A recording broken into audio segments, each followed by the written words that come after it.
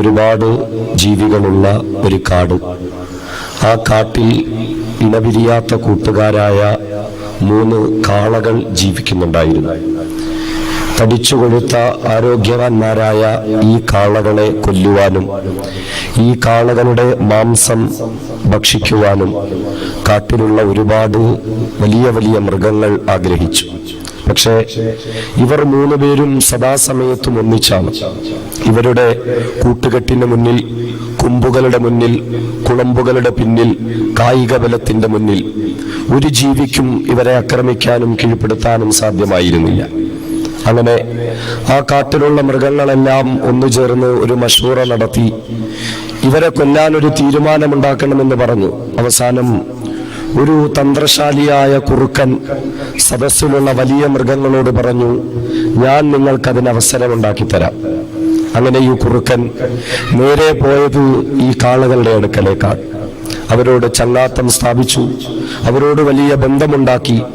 എപ്പോഴും നേരം വെളുക്കുമ്പോൾ ഈ കുറുക്കൻ കാളകളുടെ അടുക്കൽ വരും. എന്നിട്ട് വൈകുന്നേരം ഈ കാളകളുടെ അടുക്കൽ നിന്ന് യാത്ര പറഞ്ഞു പോകും. പതിവ് പോലെ ഒരു ദിവസം ഈ കാളകളോടൊപ്പം കഴിഞ്ഞ ഈ കുറുക്കൻ കാളകളുടെ അടുക്കൽ നിന്ന് യാത്ര പറഞ്ഞു പോകുന്നതിന് മുൻപ് ആ കാളകളോട് ഒരു സംശയം ചോദിച്ചു. ഈ കാളകളുടെ ഒരു പ്രത്യേകത, ആദ്യത്തെ കാളയുടെ നിറം വെള്ളയാണ്, രണ്ടാമത്തേതിന്റെ നിറം കറുപ്പാണ്, മൂന്നാമത്തേതിന് മണ്ണിന്റെ നിറമാണ്. ഈ കാളകളുടെ മുന്നിൽ ആ കുറുക്കൻ ഒരേ ഒരു ചോദ്യമാണ് ചോദിച്ചത്, ലോകത്തെ ഏറ്റവും നല്ല നിറം ഏതാണ്? ചോദിച്ചതിന് ശേഷം ആ കുറുക്കൻ യാത്രയായി. കാളകൾക്കിടയിൽ ചർച്ചയായി, ലോകത്തെ ഏറ്റവും നല്ല നിറം ഏതാണ്? വെള്ള നിറമുള്ള കാള പറഞ്ഞത്, ലോകത്ത് വെളുപ്പിനേക്കാൾ നല്ലൊരു നിറമില്ല, സൗന്ദര്യത്തിന്റെയും ഐശ്വര്യത്തിന്റെയും സമാധാനത്തിന്റെയും നിറമാണ് വെള്ള.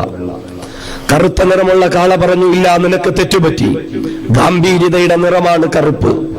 മനുഷ്യന്റെ ശരീരത്തിലെ ഏറ്റവും പ്രധാനപ്പെട്ട അവയവമായ തല, ആ തലയ്ക്ക് സംരക്ഷണം കൊടുക്കുന്ന തലമുടിയുടെ നിറം കറുപ്പാണ്. മണ്ണിന്റെ നിറമുള്ള കാള പറഞ്ഞു, 2 പേർക്കും തെറ്റി, ഭൂമിയിലേക്ക് നിങ്ങൾ നോക്കുവിൻ, മണ്ണിന്റെ നിറമാണ് എന്റെ നിറം, എന്റെ നിറമാണ് ഏറ്റവും നല്ല നിറം. നാളുന്നവരെയും തങ്ങൾക്കിടയിൽ ഉണ്ടായിരുന്ന അനാവശ്യമായ ചില ചർച്ചകൾ ആ കാളകൾക്കിടയിലേക്ക് വരികയും അത് വാദപ്രതിവാദങ്ങളായി, അത് സംവാദങ്ങളായി, അത് ഖണ്ഡനമണ്ഡന മേഖലകളിലേക്ക് പോയി. ഇണപിരിയാത്ത കൂട്ടുകാരായിരുന്ന, ശക്തന്മാരായിരുന്ന, ആർക്കും കീഴ്പ്പെടുത്താൻ കഴിയാതിരുന്ന ആ കാളകൾ നിസാര വിഷയത്തിന്റെ മേൽ വഴക്കടിച്ച് പിരിഞ്ഞ് 3 വഴിക്കാവുകയും ഐക്യമാണ് ശക്തി എന്ന തിരിച്ചറിവ് നഷ്ടപ്പെട്ട് പിരിഞ്ഞുപോയ കാളകളുടെ മേൽ ബാക്കിയുള്ള മൃഗങ്ങൾ ചാടി വീണ് കീഴ്പ്പെടുത്തുകയും ചെയ്തു. അവസാനം വന്യമൃഗങ്ങളുടെ പല്ലുകളും നഖങ്ങളും തങ്ങളുടെ കഴുത്തിനുള്ളിലേക്ക് ആണ്ടിറങ്ങുമ്പോൾ ജീവിതത്തിന്റെ അവസാന തുടുപ്പിന്റെ ആ നേരം ആ മൃഗങ്ങൾ ആ കാളുകളോട് പറഞ്ഞു, വിഡ്ഢികളെ, നിങ്ങൾ തിരിച്ചറിഞ്ഞില്ല, നിങ്ങൾക്കിടയിലേക്ക് അനാവശ്യമായ ചർച്ചകൾ ഞങ്ങൾ ഇട്ടു തന്നത് നിങ്ങളുടെ ഐക്യം തകർക്കാനായിരുന്നു. നിങ്ങളുടെ ഐക്യത്തെ തകർത്താൽ മാത്രമാണ് നിങ്ങളെ നശിപ്പിക്കാൻ പറ്റുകയുള്ളെന്ന തിരിച്ചറിവ് ഞങ്ങൾക്കുണ്ടായി. അതിലൂടെ ഞങ്ങൾ നിങ്ങളെ തകർത്തു. ഈ ഒരു സാങ്കല്പിക കഥ ഇസ്ലാമിക ലോകത്തിനൊരു വലിയ പാഠമായിരിക്കട്ടെ. പള്ളികളുടെ ഉള്ളിൽ, ദീനീ മജ്‌ലിസിൽ, ദീനീ പ്രവർത്തകരുടെ ഇടയിൽ, ഉലമാക്കളുടെ ഇടയിൽ പണ്ടെങ്ങോ നമ്മുടെ മഹത്തുക്കളായ ഉലമാക്കൾ ചർച്ച ചെയ്ത് കബറടക്കിയ വിഷയങ്ങൾ വീണ്ടും ചർച്ചയ്ക്കെടുത്ത് ആരോഗ്യപരമായ ചർച്ചകൾ അവസാനിച്ച് അത് വാഗ്വാദങ്ങളിലേക്ക്, അത് സംവാദങ്ങളിലേക്ക്, അത് ഖണ്ഡന മണ്ഡല മേഖലകളിലേക്ക് പോയപ്പോൾ ഈ ഉമ്മത്തിന്റെ ഐക്യമെന്ന ശക്തി തകർന്നു. ഈ ഉമ്മത്തിന്റെ മേൽ ശത്രുക്കൾ ചാടി വീണു. നാനാഭാഗത്ത് ഈ ഉമ്മത്തൊന്നുമല്ലാതെയായി. അല്ലാഹുവിനെ നിങ്ങൾ അനുസരിച്ച് ജീവിക്കുവിൻ, അല്ലാഹുവിന്റെ റസൂലിനെ നിങ്ങൾ അനുസരിച്ച് ജീവിക്കുവിൻ. വലാ തനാസഉ, പക്ഷേ നിങ്ങൾ ഭിന്നിച്ചു പോകരുത്, നിങ്ങളുടെ ഐക്യം തകർന്നു പോകരുത്. ഫതഫ്ശലു, നിങ്ങൾ തോറ്റുപോകും.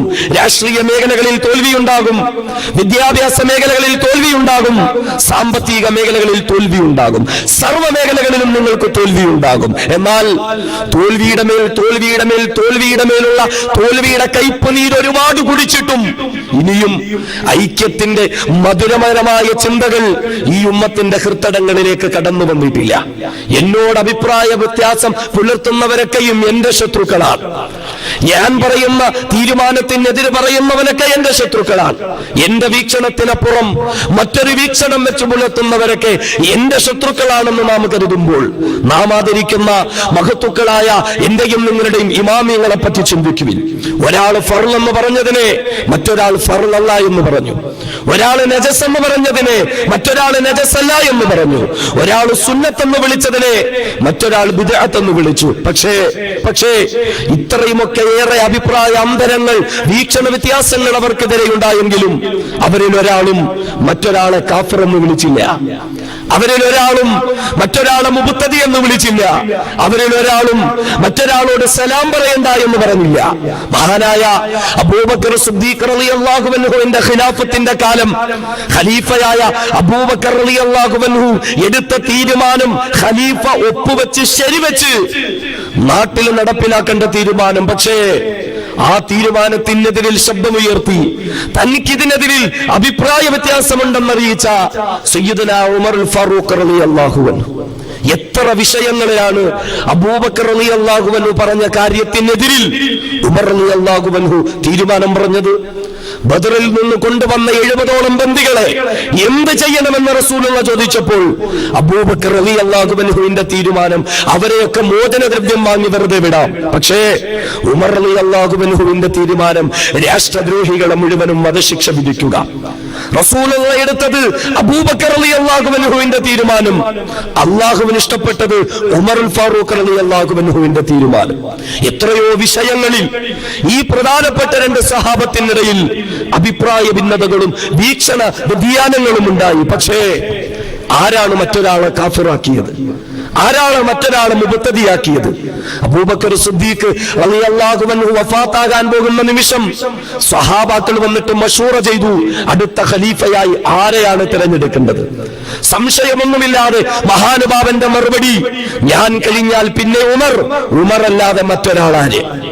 സഹാബത്ത് ചോദിച്ചത് ഉമർ ദേഷ്യമുള്ള ആളാണ്, പല കാര്യങ്ങളിലും താങ്കളുടെ അഭിപ്രായങ്ങളോട് വ്യത്യസ്തമായ അഭിപ്രായങ്ങൾ പുലർത്തിയ ആളാണ്.